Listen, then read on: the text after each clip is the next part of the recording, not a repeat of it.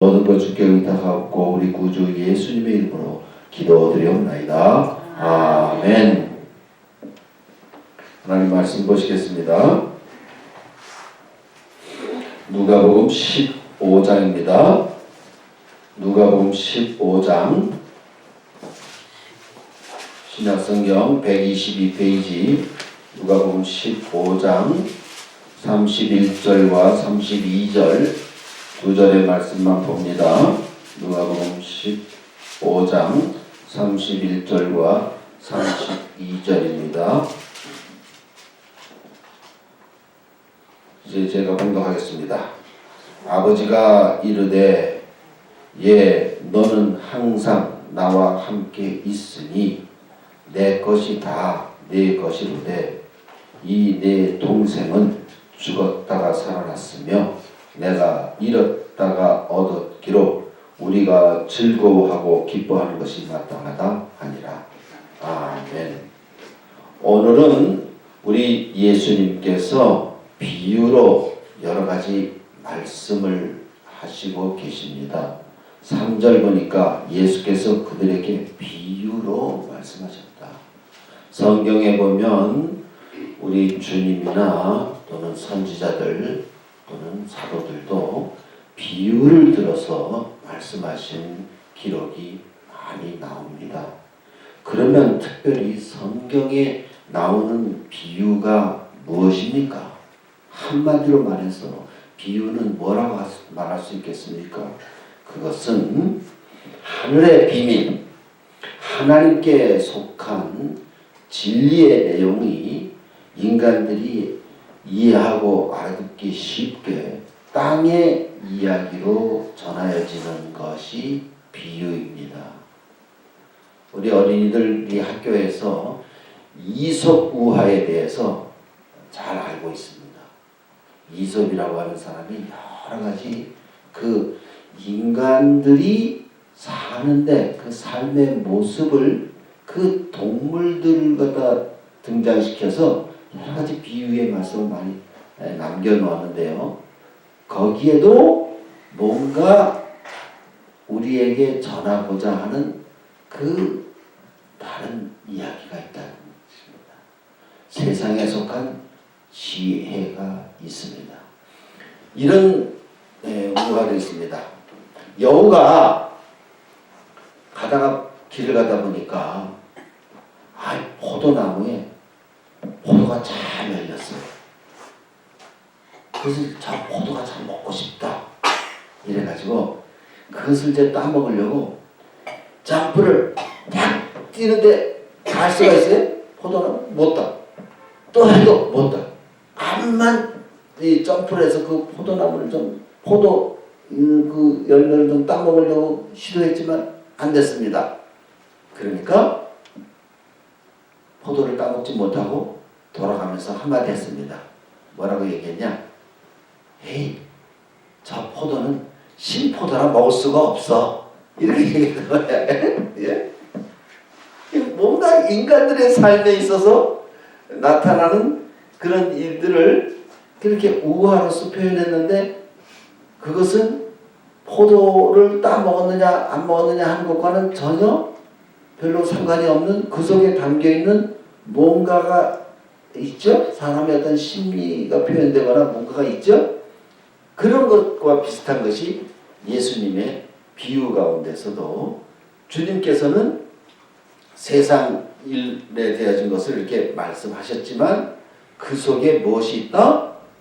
천국의 비밀, 진리에 속한 그런 가르침이 있다. 그것이 비유입니다. 이런 일도 있었습니다. 옛날 이스라엘 구약 역사 가운데 다윗 왕이 참 심각한 죄를 지었죠.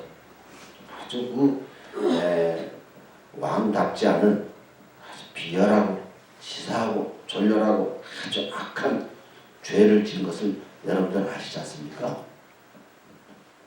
하나님께서 드디어는 하나님의 선지자 나단 선지자를 왕에게 보냅니다. 나단 선지자가 왕 앞에서 왕이여 제가 할 말이 있습니다. 말씀해 보십시오. 우리 동네에 두 사람이 살고 있습니다. 한 사람은 아주 부자입니다. 그냥 양이 그냥 수백 마리, 수천 마리 수를 헤아릴 수 없이 많습니다. 또 바로 옆집에는 아주 가난한 사람이 살고 있습니다. 양 딱 한 마리밖에 없습니다. 그러니까 그 한 마리의 양을 얼마나 소중하게 이 사람이 갖고 있는지 자기 자식과 같이 그렇게 갖고 있었습니다. 그런데 하루는 부잣집에 손님이 왔습니다. 그러자 이 부자가 자기 집에 양이 그렇게 많음에도 불구하고 이웃집에 한 마리밖에 없는 양을 강제로 뺏어다가 그놈을 잡아가지고 손님을 대접했습니다. 왕이 대노했습니다. 이 악한 그 부자 그놈은 결단코 살지 못하리라. 당장 잡아와라. 그런데 이것은 나단 선지자가 만들어낸 이야기였습니다. 그때에 그 선지자는 왕을 향해서 당신이 바로 그 부자요 하면서 그의 죄를 지적할 때 다윗 왕이 회개하게 되죠.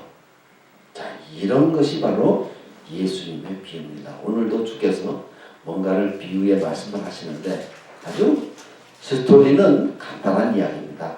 어떤 집에 아버지가 계시고 아들 둘이 있었습니다.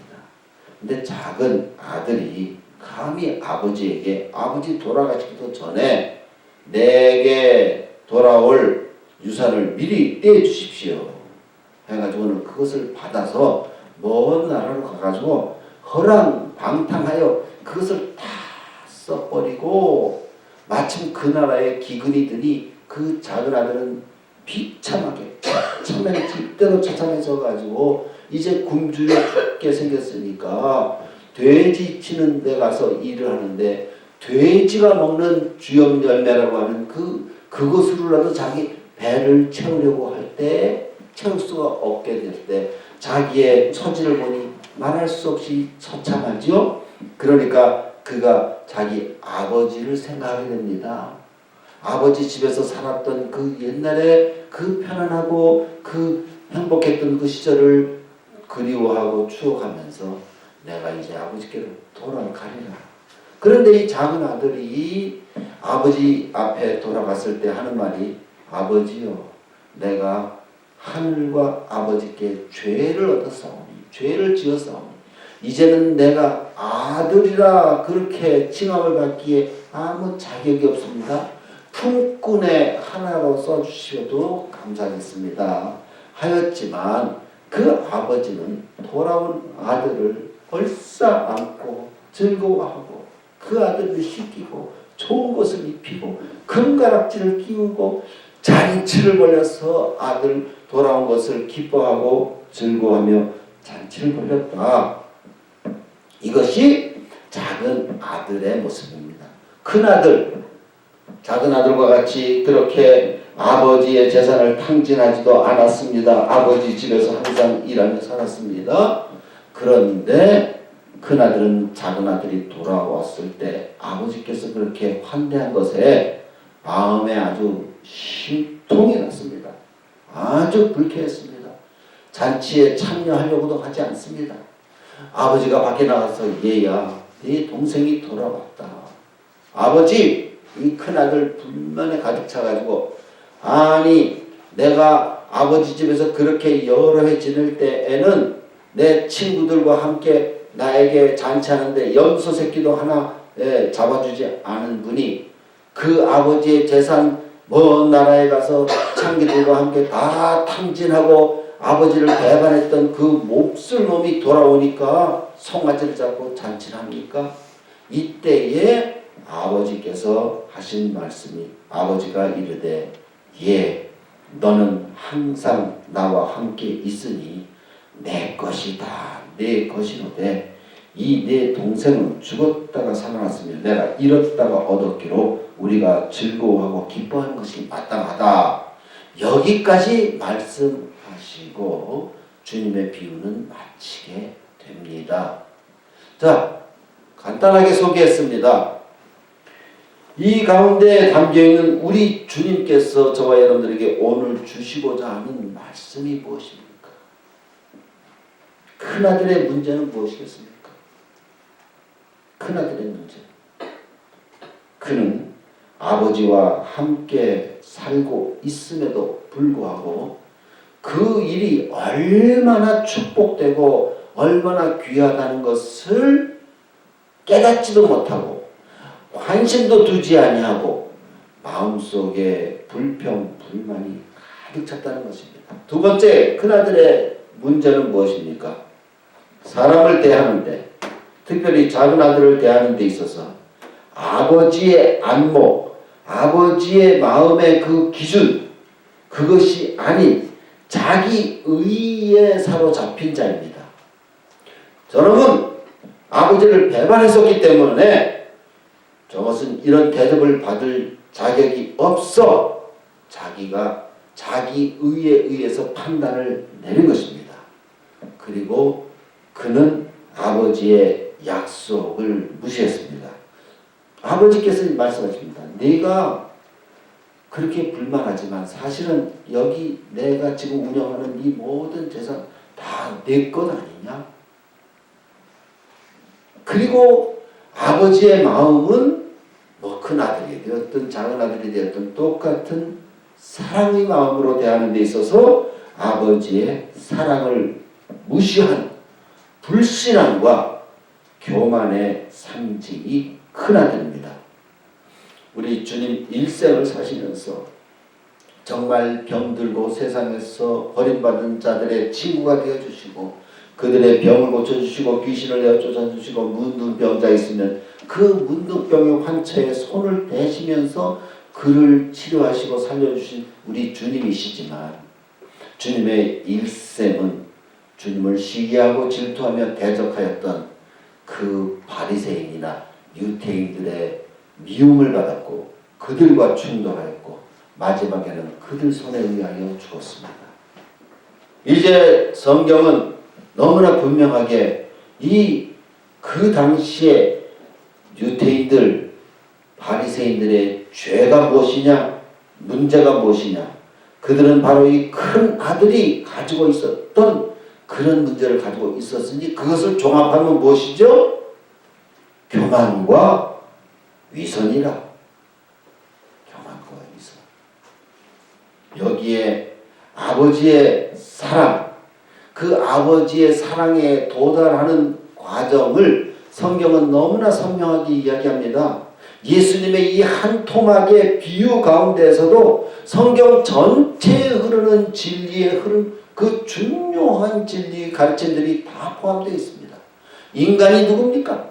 하나님 앞에 범죄해서 버림받고 하나님과의 관계가 끊어지고 영적으로 죽은 상태에서 태어난 것이 인간입니다.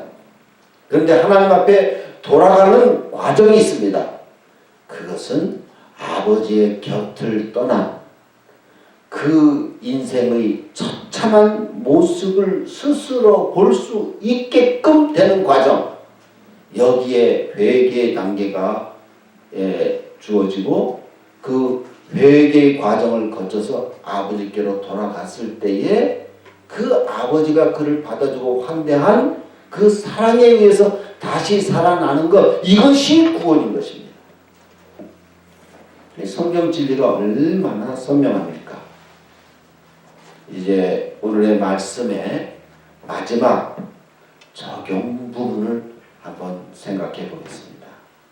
하나님을 떠난 인생, 나아가서는 하나님을 버린 인생, 그 인생은 하나님의 생명, 하나님의 사랑을 탕진했던 작은 아들과 같은 상태인 것입니다.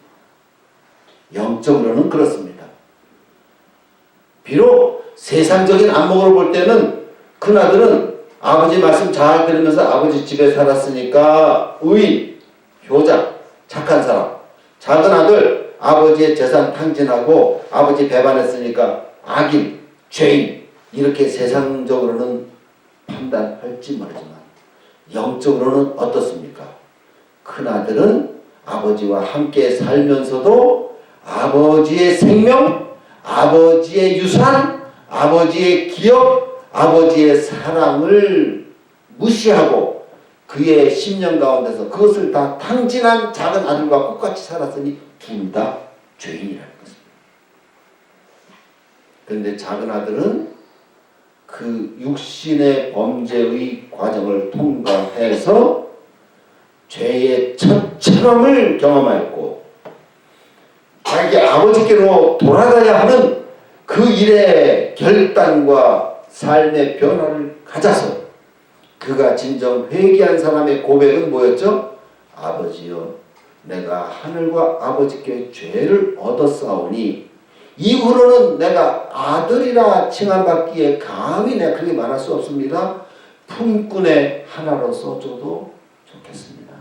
이러한 마음이 진정 회개한 자의 마음이고 하나님 앞에서 겸손을 지키며 사는 자의 마음인 것입니다. 이제 두 아들의 이후에 살아가는 모습을 한번 보십시오. 작은 아들은 어떤 마음에서 살겠습니까? 작은 아들은 아버지께서 나를 살리셨다. 아버지께서 나를 회복시키셨다. 나의 남은 일생에 살아갈 수 있는 유일한 힘과 삶의 근거는 아버지의 용서, 아버지의